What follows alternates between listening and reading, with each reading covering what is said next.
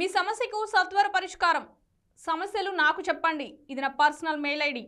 ప్రతి మెయిల్ని నేనే స్వయంగా చూసి సమస్యల పరిష్కారానికి కృషి చేస్తా అని ఆయన మెయిల్ ఐడి తెలియజేశారు రాష్ట్ర మంత్రి నారా లోకేష్. ఆయన మెయిల్ ఐడి hello.lokesh@ap.gov.in. ఏపీలో సంక్షేమ పథకాల అమలుపై ప్రజాస్పందనను సీఎం చంద్రబాబు నేరుగా తెలుసుకోనున్నారు. ఇందుకోసం చంద్రబాబు వాయిస్తో లబ్ధిదారులకు ఫోన్ కాల్స్ వెళ్లనున్నాయి. ఐవీఆర్ఎస్ విధానంలో కొనసాగే ఈ కాల్లో తాము పొందుతున్న పథకం, దానిపై స్పందనను నమోదు చేయాల్సి ఉంటుంది. గత ప్రభుత్వంలో పథకాల అమలు చేసిన ప్రజల అభిప్రాయం తెలుసుకోకపోవడంతో ఫలితం బెడిసి కొట్టడంతో తమ విషయంలో అలా జరగొద్దని బాబు ఈ నిర్ణయం తీసుకున్నారట. తెలుగు రాష్ట్రాల్లో ఇవాళ ఉదయం చాలా చోట్ల భూకంపం రావడంతో జనాలు భయాందోళనకు గురయ్యారు. పలువురు తొలిసారి భూప్రకంపనలో అనుభవాన్ని చూశామని చెబుతున్నారు. మేడారంలో భూకంప కేంద్రాన్ని గుర్తించగా రెక్టార్ స్కేల్పై తీవ్రత 5.0గా నమోదైంది. 55 ఏళ్ల క్రితం 1969లో భద్రాచలంలో దాదాపు ఇంతే తీవ్రతతో ప్రకంపనలు శాస్త్రవేత్తలు గుర్తించారు.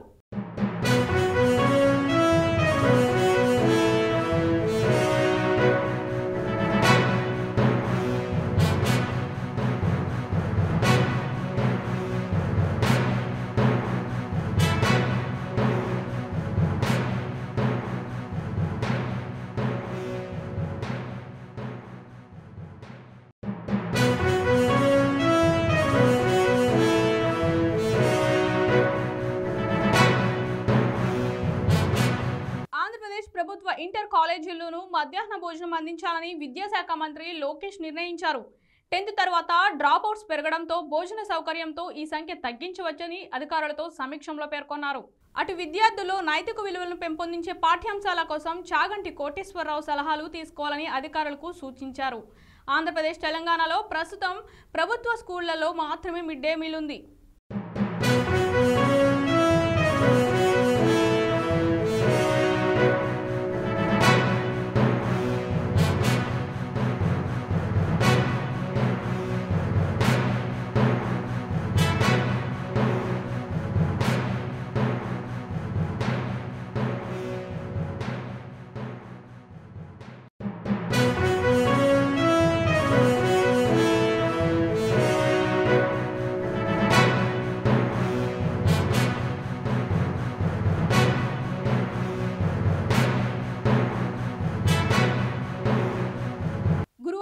జరగాల్సిన సాగునీటి సంఘాల ఎన్నికల ప్రక్రియ వాయిదా.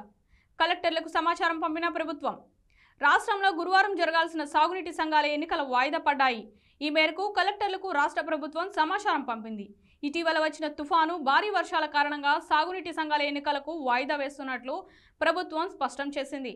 తదుపరి నోటిఫికేషన్ తేదీని త్వరలోనే వెల్లడిస్తామని పేర్కొంది. ప్రస్తుత షెడ్యూల్ ప్రకారం ఎన్నికలు డిసెంబర్ 8న జరగాల్సి ఉంది. డిస్ట్రిబ్యూటరీ కమిటీ డిసెంబర్ 11న, ప్రాజెక్ట్ కమిటీలకు డిసెంబర్ 14న ఎన్నికలు జరగాల్సి ఉంది. బంగ్లాదేశ్లో మరో అరాచకం చోటు చేసుకుంది. హిందూ సాధువు చిన్మయ్ కృష్ణదాస్ లాయర్ రామెన్పై మూకదాడి జరిగింది.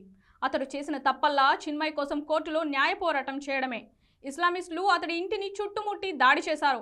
ప్రస్తుతం ఆయన ఐసీయూలో పోరాడుతున్నారు.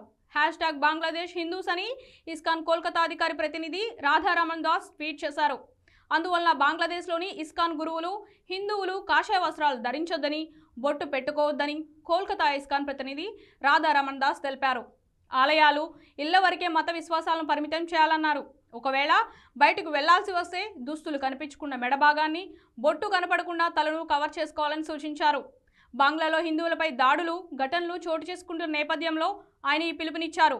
డిసెంబర్ నెలలో బ్యాంకులకు భారీగా సెలవులు రానున్నాయి. ఈ నెలలో బ్యాంకులకు వారాంతపు సెలవుతో సహా కనీసం 17 లిస్టెడ్ సెలవులున్నాయి. బ్యాంక్ సెలవులు దేశంలో ఒక్కో రాష్ట్రంలో ఒక్కో విధంగా ఉంటాయి. హైదరాబాద్లో 8 రోజుల పాటు బ్యాంకులకు సెలవులున్నాయి.